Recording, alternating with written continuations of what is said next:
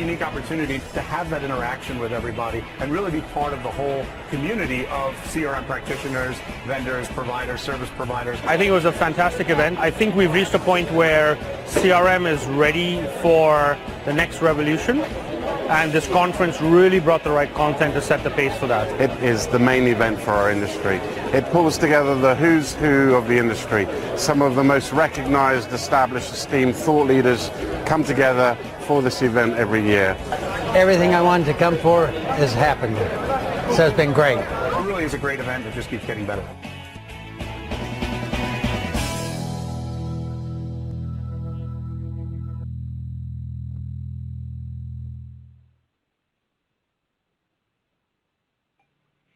Hello everyone, and welcome to today's CRM Magazine web event brought to you by NICE and AskNicely.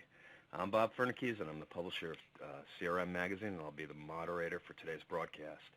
Our presentation today is titled Smooth Customer Journeys Deliver Smooth Customer Experiences. Before we start, just want to mention that the clip that started today's event was featuring CRM Magazine's CRM Evolution Conference in Washington, D.C., April 9 through 11. Just want to let you know that we're going to give everyone that joined us today a $100 discount and a conference pass, so just look for the link or the code in the follow-up email tomorrow. Now back to today's program.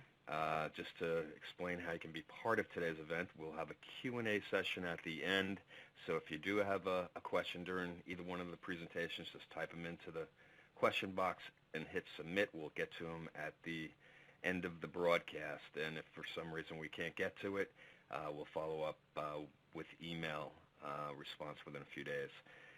Plus, if you'd like a copy of the presentation, you can download a PDF from the resource icon on the console once the event is archived. Now to introduce our speakers for today, we've got Steve Flanagan, Senior Customer Success Manager at NICE, and Aaron Ward, CEO and co-founder of AskNicely. If you'd like to review the speakers' bios, just click on the arrow under their photos. So now I'm going to pass the event over to Steve Flanagan. Again, he's the Senior Customer Success Manager at NICE. Welcome to the broadcast, Steve. Thanks, Bob, and hello everyone, and thanks again for joining us today. So my name is Steve Flanagan, as you know. I'm a Customer Success Manager for NICE, and I work with our global client base to maximize return on investment for their customer journey solutions. And what I'd like to share with you today is my experience of customer journey optimization, whether that is focused on a single channel or on those multi-channel journeys.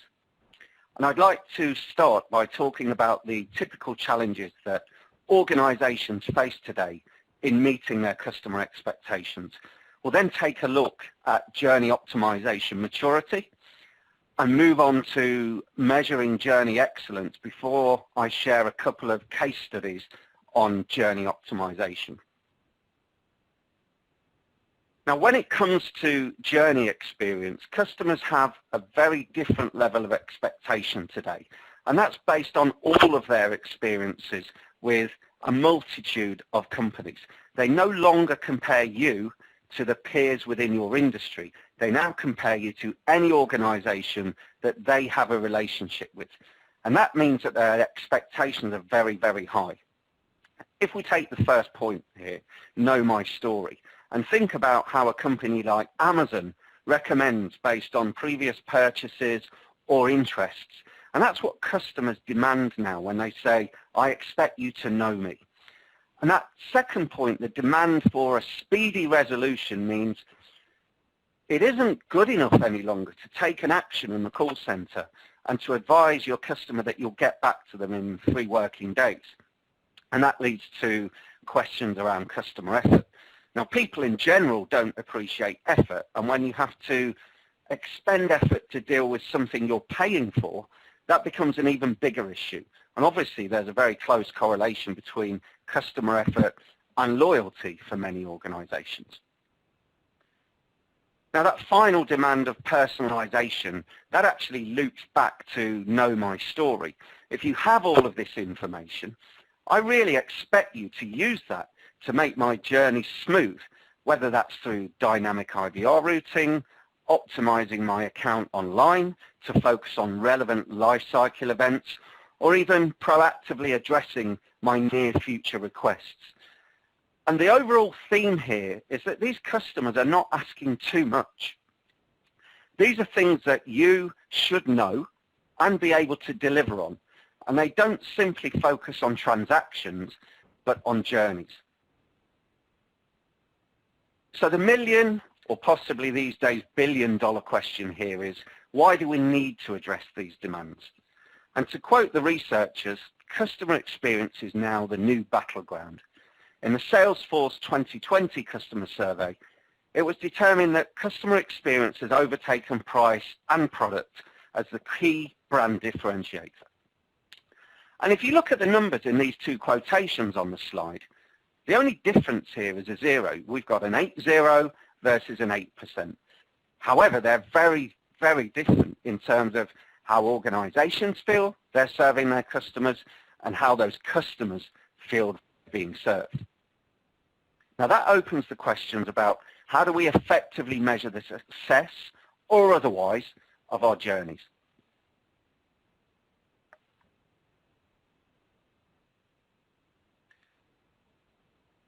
Organizations who are at the top of the curve in journey optimization are already addressing key challenges, and there are a number of enablers required to achieve this.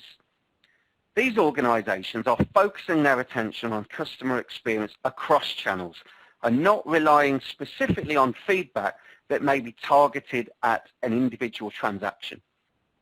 They understand the dominant journeys for different demographics within their customer base and how those journeys can influence future behaviors, for example, repeat contacts or a decision to churn, to leave the organization.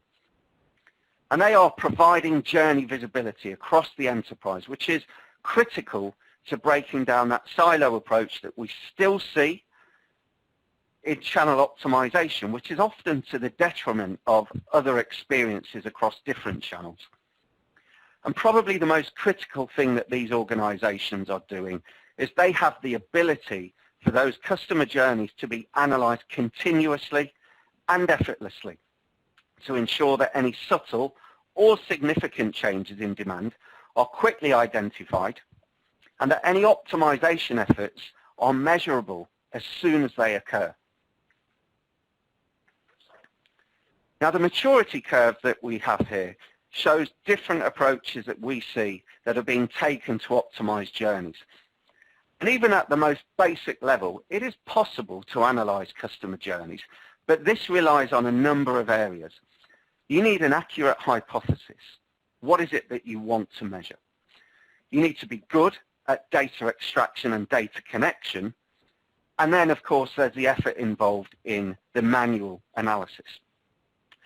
And I've actually worked with global consulting firms who've told me that when they have approached journey analytics at this traditional level, that it can take 2 weeks to prepare the data, to prepare the hypothesis, to extract and connect the data.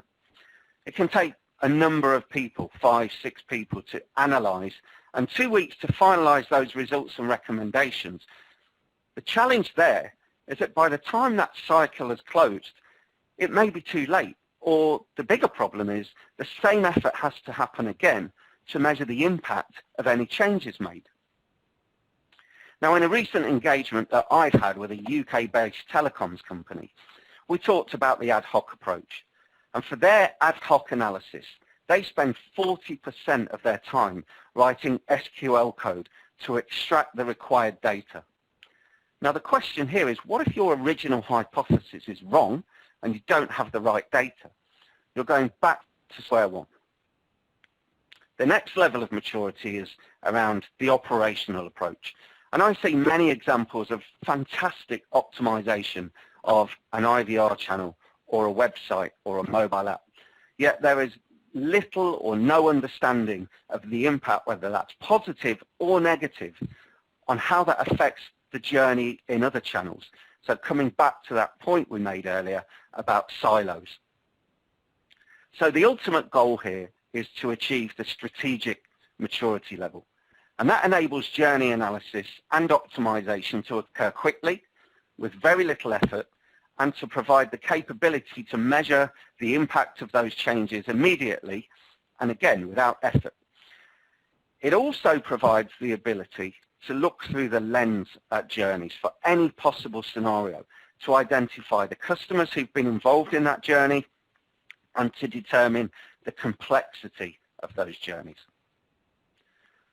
So how can that maturity be achieved? Well, a prerequisite for customer journey optimization is clearly the ability to connect data. And depending on the scope of your journey analysis, this can vary significantly. So organizations who may be looking to optimize their IVR would focus on IVR logs, which provide the event-level information of a step-by-step journey through the IVR. And then combining that with customer profile, agent information, and speech analytics enriches that optimization of the IVR channel actually outside of IVR. It takes it into the call center. If the focus is around digital containment, then that connection of data will focus on the web or the mobile app, which again is at a very granular level, looking at pages visited, any error messages that the customer has experienced, the devices that are being used to access that digital platform. And again, combining that with interaction analytics can determine those outlier digital journeys that are driving both dissatisfaction and an outlier rate of calls to the call center. Now, regardless of journey optimization scope, the voice of the customer is a critical dimension to connect. This could be direct feedback through surveys, the NPS, customer satisfaction issue resolution scores, or indirect feedback gained through speech or text analytics, where we gain a much richer understanding of customer experience through identifying frustration, sentiment, and of course the context of an interaction from a customer's perspective. Once we've got that data connected, we start to analyze, and the sequencing and visualization of journeys can provide an intuitive analytics experience, which is further enhanced when filtered by specific customer profile attributes. For example, what do bill payment journeys look like for new customers, customers who came on board in the last 1 or 2 months, where those journeys have started in the mobile application using an Android device. Now, having that level of information at the click of a few filters for potentially millions of customers is extremely powerful in terms of determining your priority journeys for optimization effort. Taking that information to the next level, organizations can predict customer journey behaviors to determine next best action, whether that be sales or service related. Now, that all leads to capabilities which our customers are demanding now around understanding them and their needs and personalizing their journeys to reduce customer effort. And making a difference to customer journeys is what this is all about. And that can be achieved through personalization of contacts and dynamically altering their engagements in real time to optimize the success of journeys. Now, I've spoken here about the value of voice of the customer as a data source. And what I'd like to share with you next is a high-level view of some research that we have been working on with some of our clients to measure the impact of journeys without a reliance on voice of the customer. And the reason we looked at that is questions that are coming from our client base. I'll give you an example of why we're looking at that. In a recent engagement with a UK telco, we looked at the responses to an issue resolution question where the customers were asked to indicate whether they had used another channel previously. So we looked at those customer journeys, isolating journeys where there was a single contact or the survey was provided based on journeys which had included prior contacts. The results that we saw there were quite surprising. 57% of those who only used the voice channel said that their issue was solved first time. What was surprising here was the same amount, or almost the same at 55%, also made the same statement that this was the first channel they'd used in the call center. But those customers had used the web or mobile app in the previous 24 hours. So there was a bias there, either through the VOC question or a mindset issue with the customers, that they were not considering an unsupported contact as a contact. So the research project that we've been looking at takes into account the value of those traditional measurements such as Net Promoter Score, first contact resolution, handling time, churn rate, but it takes it beyond that. And one of the key questions our clients has is, what impact does a specific journey have on the relationship we have with our customers? Are there journeys which are more likely to generate a complaint or to drive churn behavior? So using machine learning, we've analyzed millions of journeys to understand how they impact these key outcomes across a number of different industries. In the example here, we see a good and a bad journey for the same process, an insurance claim. And in this case, the target for machine learning is to determine the retention rate for each variant of this journey. And that helps to identify the journeys most likely to dissatisfy the customer and ultimately influence a churn decision. Now, the key difference in journey number 2 here is the mobile application does not allow the customer to complete step 2 despite multiple attempts. This has a knock-on effect with step 3, where the agent call takes a lot longer because there's a manual process to complete, and in all likelihood, the customer is also spending some time complaining about the mobile app issue. Now, our algorithm determines a journey excellence score based on inputs including the number of channels that have been used within a journey, the interaction durations, the number of contacts, and overall journey time. And the impact that we see of this poor experience in Journey 2 is a 61-point delta in the Journey Excellence Score, and that directly relates to directly correlates to a significant decline in retention rate. So now we have that journey-based experience measurement with a strong correlation to business performance, whether that be leading to complaints or leading to churn events. We can now prioritize journeys within an organization based on risk. And the root cause questions we would look to address once we identify those journeys is, how long between interactions? What is the issue with that inconsistent journey? Why did the mobile app not work in this case? Was it for a specific customer profile?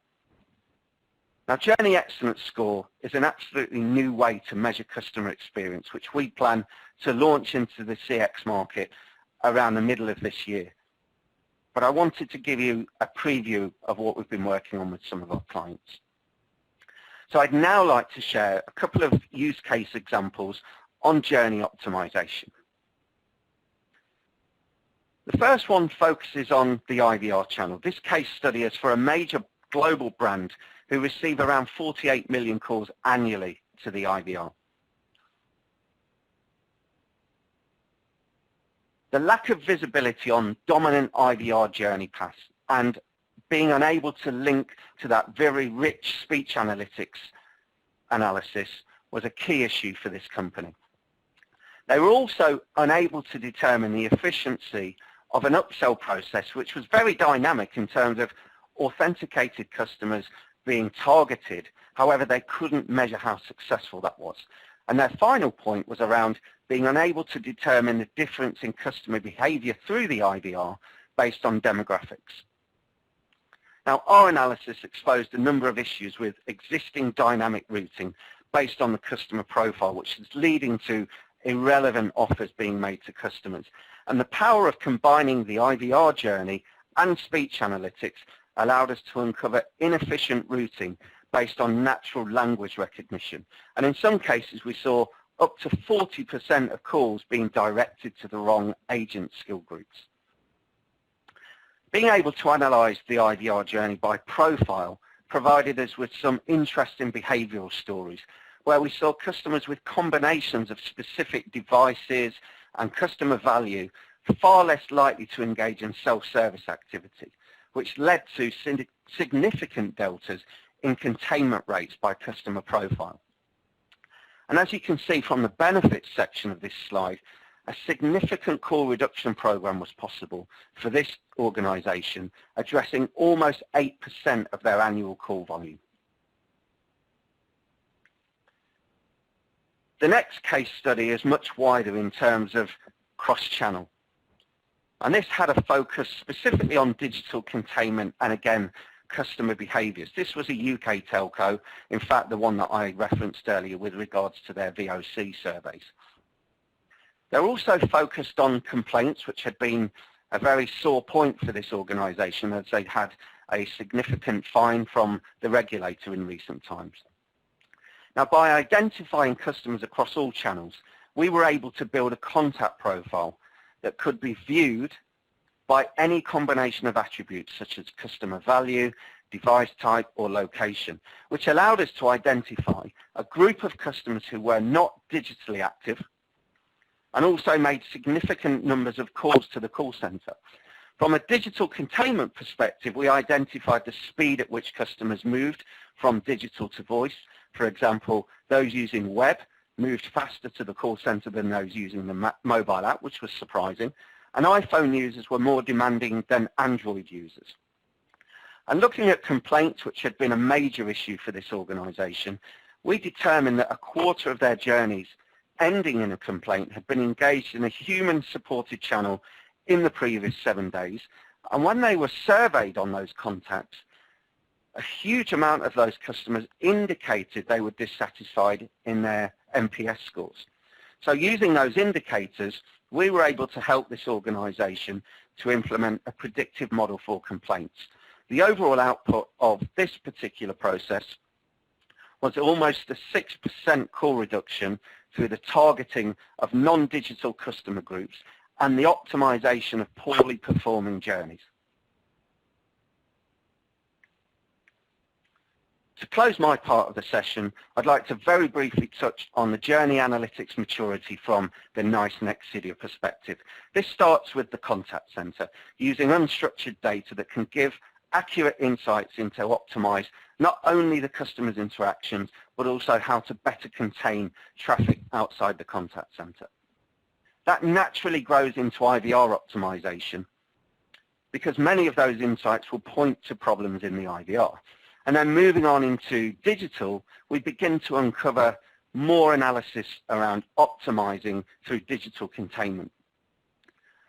The final step is what we talked about earlier around customer journey optimization. That's bringing into play retail, social channels, truck rolls, field engineers, and that gives us that complete customer engagement analytics approach.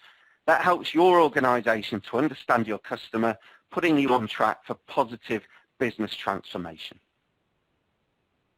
So that's the end of my element of this session until we focus on questions at the end. The website that you can see here can give you far more information than I've been able to share today around journey analytics. So I thank you for your time today, and I'll hand back to Bob. Hey, great. Thanks so much, Steve. As Steve mentioned, we're going to have a Q&A at the end. So if you have any questions, I know we have a big group on today, just type them in and we'll get to them at the end. So now I'm going to pass the event over to Aaron Ward. Again, he is the CEO and co-founder of AskNicely. Welcome to the broadcast, Aaron. Hey, thanks, Bob. It's really good to be here today. I really enjoyed that presentation, and thanks so much, Steve. It was great to get a deep dive into the analytics around customer experience. And today, I'm going to focus a little bit more on the action piece and how you can set up your business to really execute and win on the execution element of customer experience. So, of course, you know who I am, and I won't bore you with too much detail about myself, other than to explain where my accent comes from. So, I'm from New Zealand, and I've had to pull up a little map here. Down here in the bottom right, and a month ago I relocated to our US office up here in Portland in Oregon, and I was reflecting a little bit on the journey and literally the flight that I took from Auckland to Portland. This is about 14 hours of flying, and of course this hardly qualifies me in itself to talk about customer experience, but I think a better qualification is the fact that our business, AskNicely, is a customer experience business, and that's our love language. And cool to be here today because this is really the favourite topic for me to drill into. And I guess what I'm going to focus on today is how we think about the customer journey, and then open up our playbook for how we recommend businesses focus on the execution element behind customer experience. And then continuing on the flying theme, I'm going to take you onto a case study based on one of our customers, an airline business, and literally how they go about setting themselves up for execution for winning around customer journeys.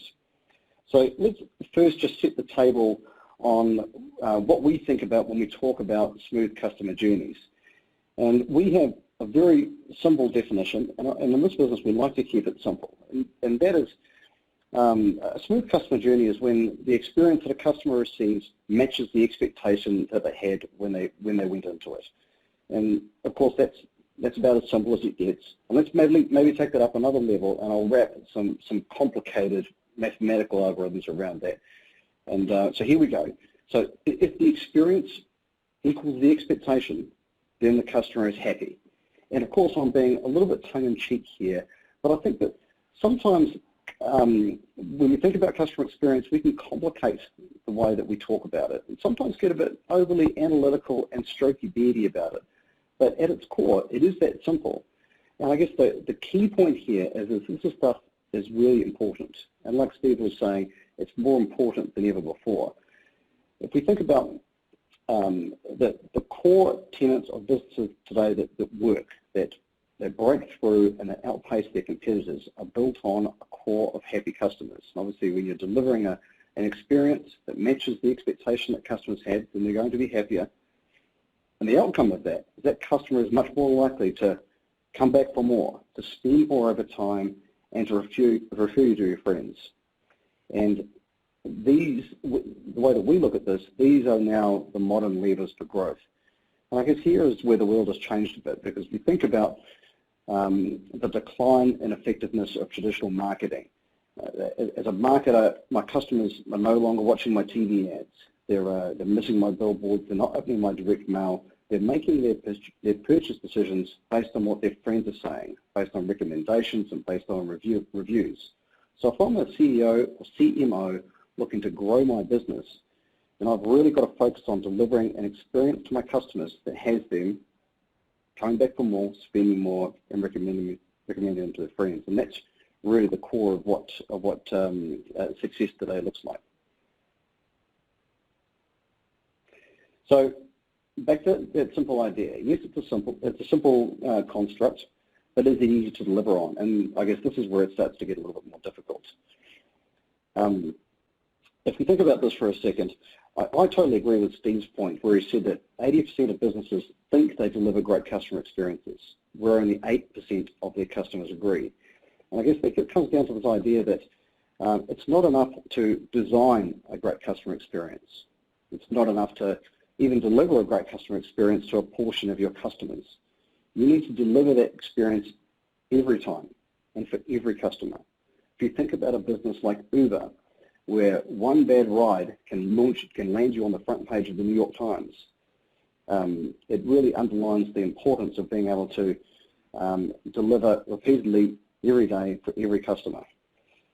Another aspect of this is that sometimes customer expectation is a moving target. So how do we know what a customer actually expects? What happens if we miss expectations?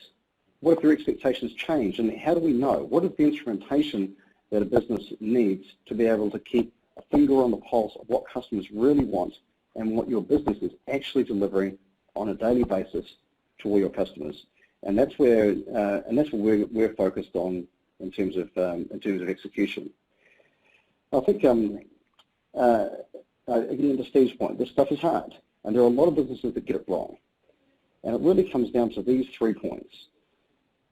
Do you understand your customer expectations? Do you have a systematic process to measure whether the experience that customers are actually getting is matching the expectation? And then, what are you doing next? And this is where the rubber hits the road. So analytics is not enough. If you understand whether you're delivering upon your customer expectations, what are you doing next? And what are you doing if you miss? So boiling it all down, it's important to have a vision. It's important to think about design. But the winning is in the execution. It's about taking action, about being able to operationalize your process and execute in a way that your entire organization is focused on the customer experience, cares about whether you're delivering on point, and then has a responsiveness built into your daily rhythm that allows you to continue to execute. So we have a simple playbook for winning around executions, and I'm going to walk you through these steps in terms of one of our clients. So the first step is around mapping the moments of truth in your customer journey. Now, of course, customers are going to have dozens of interactions with your product and with your service over time, but there are certain moments that matter in that, and of course this is going to be different from business to business.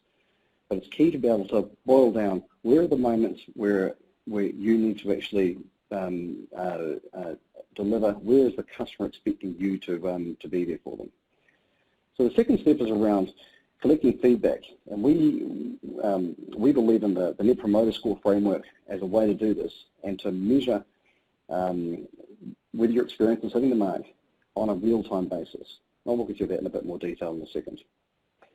Once you have some instrumentation around how you're delivering, it's important that feedback from customers finds its way into the hands of the person that's best able to take action on that, and doing that while it's still fresh. And the last step is empowering people to take action. And then this is the most important thing: what happens next? So let's jump into a case study, and I'm going to talk about one of our airline customers, continuing around the flying thing. I was thinking about an airline. This is quite a simple one for us because we've all had this experience, and of course the moment of truth is, well, what happened? You know, how was that flying experience? The best time to capture that feedback from the customer is after they've got off the plane, perhaps going down to the baggage claim. And this is how this particular customer has set up this process. So if you imagine that the plane lands, you walk off the plane, you're walking down to baggage claim, and at that point on your phone you're going to receive a little email. And as you open that up, inside that email you've got a single question. We believe in the NPS framework here, so you've got the very familiar, how likely are you to recommend this brand to a friend or colleague? And just like Uber, you've got the ability to rate that ride with one question. Now this one question is a really important philosophical point, and again we're borrowing from the Uber playbook here and keeping it very simple. The trick here is not to ask customers, what is important to you as a brand, but to give the customer the opportunity to tell you what's important to them. So here, the customer is able to rate their ride effectively by clicking a button between 0 and 10. And then it pops up with the ability to classify what their issue was. So was the flight delay? Was there an issue with the in-flight service, with the booking? And again, with one tap, a customer can provide you that insight. And then they have the option to be able to pop in a comment. So within seconds, while you're waiting for your baggage to turn up, you're able to provide some feedback, and then that's available in real time back to the business. So if we go back to the flight, you imagine the crew on that flight leaving the plane after the passengers have disembarked. They'll walk down to the crew room in the airport, waiting for their next flight on a return leg. This takes us to the next step around, once the customer has provided that feedback, whilst the experience is still fresh in their mind, making sure that feedback is then distributed throughout the organisation and insight into the hands of the people that need to know about it and they can do something about it. So in this case, the airline in question uses a whole range of different tactics and different mediums to get that data into the hands of different audiences. So you can see on the left here we've got a large screen TV format. This is typically used for the airline crew, so in the crew room, and I'll talk a bit more about this. The desktop format, very important for your service centres who are responding to customers. The mobile view for people that are out on the road and need to be able to respond immediately in real time. And then through a variety of integrations, the airline is able to see customer data sitting inside their Salesforce platform, inside their data warehouse platform, inside their marketing platform. So it's really important that customer feedback is available everywhere in real time for use in different formats for different audiences. Picking back to the airline crew, so if you imagine them coming off the plane, walking down to the airport crew room and making themselves a cup of tea. Up on the wall, you can see a 65-inch plasma screen that's showing literally the score from the flight that they just delivered. This means they're able to see exactly what customers are saying, how they compare to other crews in the airline network, and then verbatim comments that are coming through from those customers. So if you imagine one of the early use cases that we picked up and implementing for this client was that crews were finding that they were getting marked down in service quality and specifically for not offering enough water on the flight. So it's a simple thing for them to be able to form that conclusion from the dashboard on the wall, then to jump onto the return flight, the return leg, offer more water on that flight, and then literally see that score pop up in the same day. And this is the real-time aspect of customer experience execution that businesses that need to win and break through need to embrace. So the third step is around empowering people to take action. Here we're looking at the mobile platform. So if you imagine a customer has provided a comment directly from within the mobile platform or within the desktop platform, your people are able to respond to customers in real time on the spot. So just recapping on that playbook. First step, understanding the moments of truth in your customer journey. The second step, making sure that you're able to collect feedback, measure NPS across all the different touch points of your business, whether that's different. In this case, different flights, different crew members, different regions, being able to distribute that data in a role-relevant way right across your organization to the different audiences that need to know it, and the different formats that they need to know it, and then empowering them to be able to take action off the back of that insight. So a quick summary of the way that we think about customer journeys, and my details here. I'd love to hear any feedback on the concept, and hand back to you now, Bob. Hey, great. Thanks so much, Aaron. I wonder how the crews feel about that immediate feedback. That sounds a little scary. But before I let you go completely, I'm just going to remind everybody that if you'd like to ask a question, just type them into the question box and hit submit. And this question I'm going to actually ask to both you, Aaron, and Steve. Have you seen any successful healthcare journeys? We've talked about airlines and some other telco case studies. How about healthcare? Anybody have? Yeah, so Bob, it's Steve here. I'm happy to take a first attempt at responding to that. So we work with a number of healthcare clients who, in my experience, are primarily still contact center focused rather than digital, at least the ones that I'm working with. And they don't tend to provide a huge amount of self-service capability in the IVR, even for basic things like prescription refill. And what we tend to find, and it's slightly different to the question that was asked in terms of successful journeys, what we've actually found is it's quite easy to find unsuccessful journeys for this kind of organization based on customer demographics.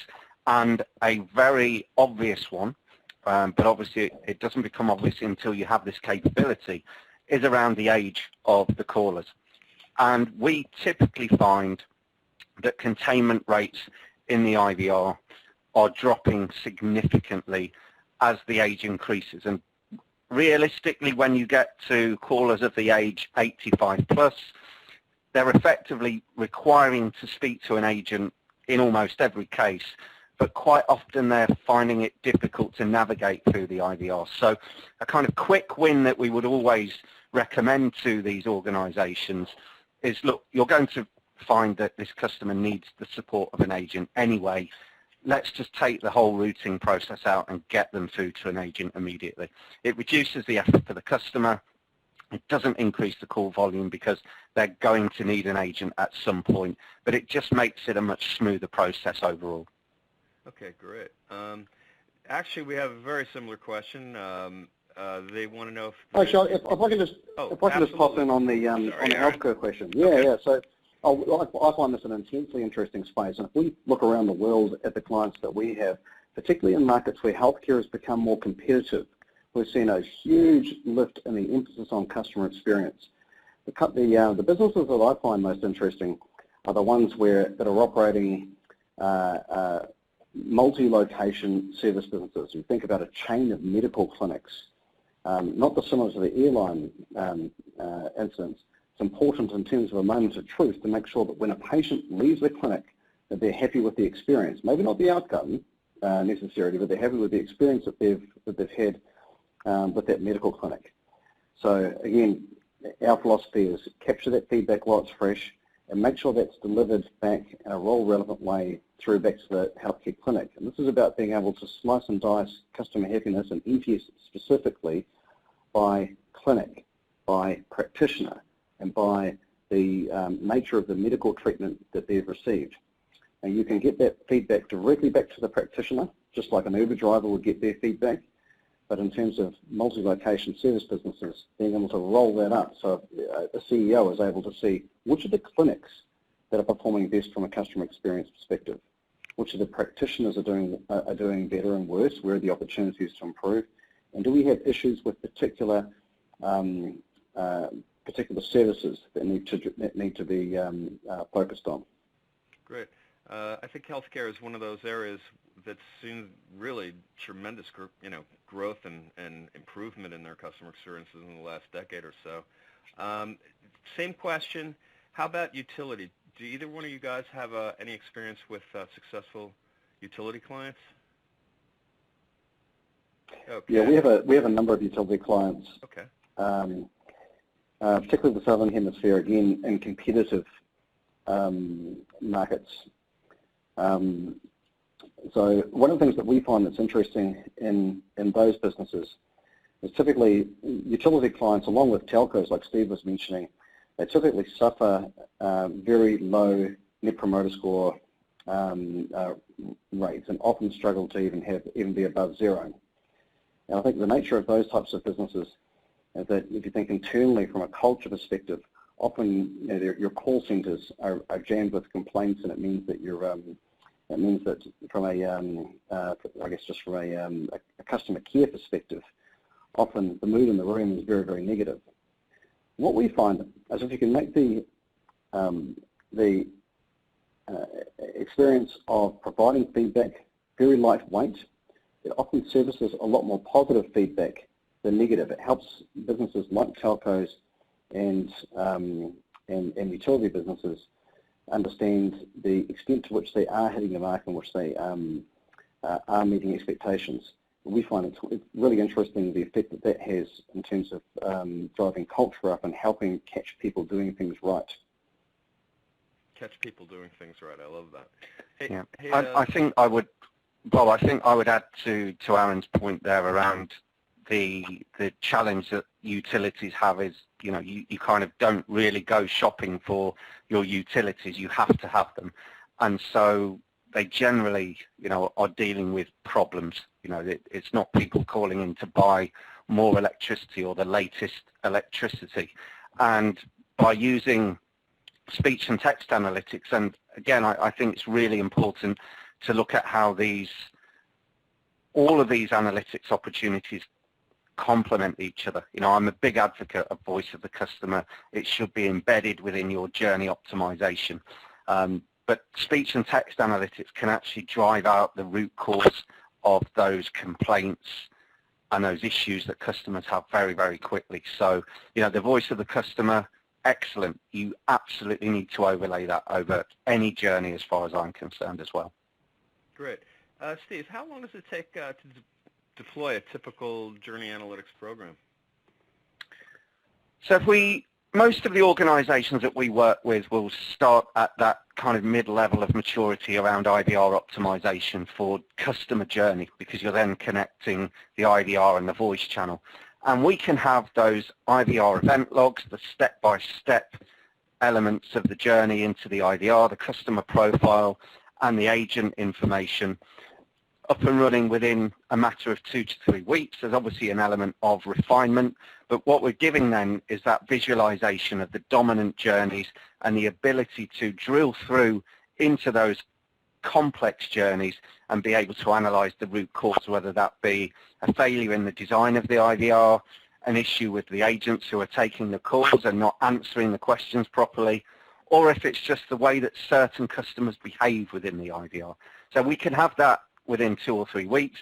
If we're talking about the wider optimization piece, once the data sources have been established, we can have that up and running in terms of connected sequence journeys within 5 to 6 weeks.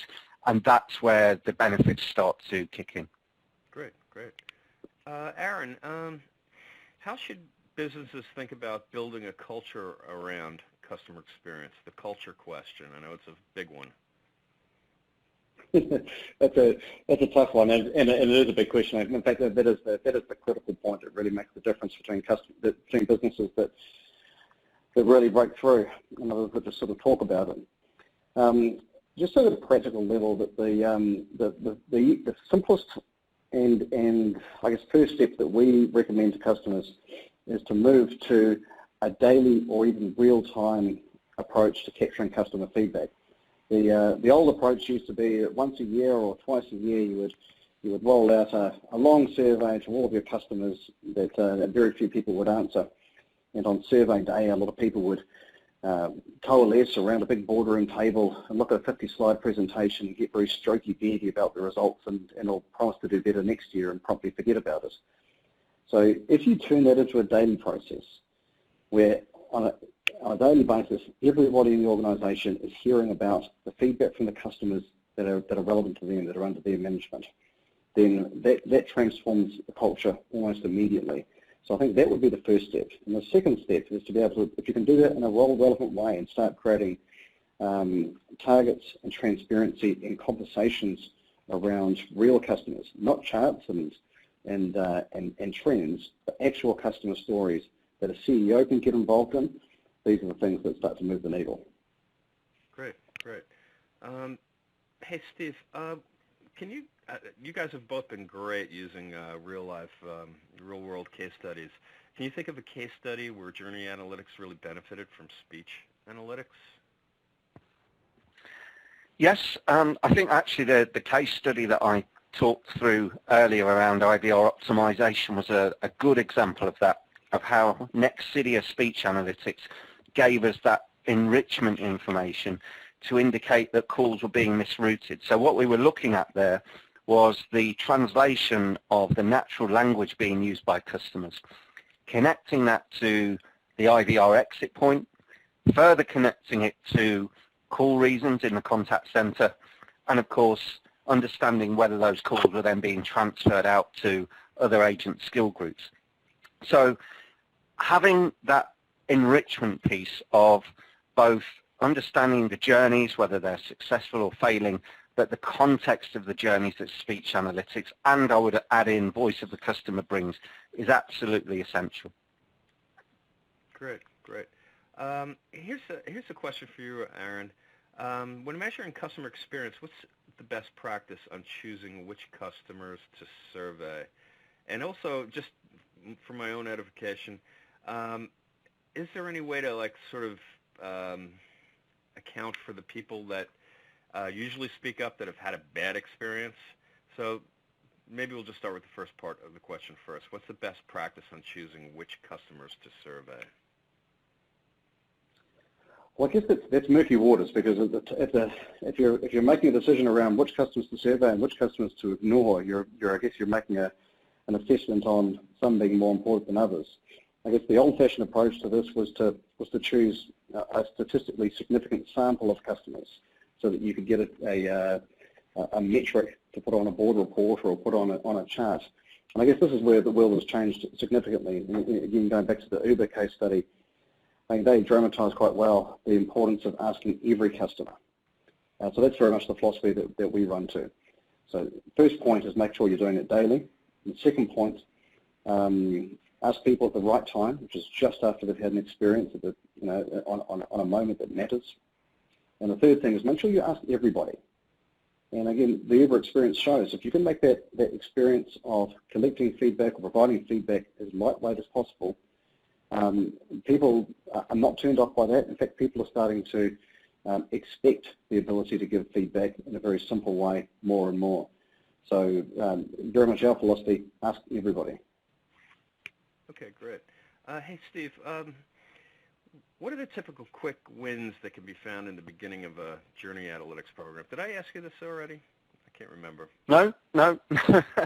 Okay, so I would say let's move our attention away from IVR optimization and talk about digital containment and specifically understanding that connection between digital to the contact center.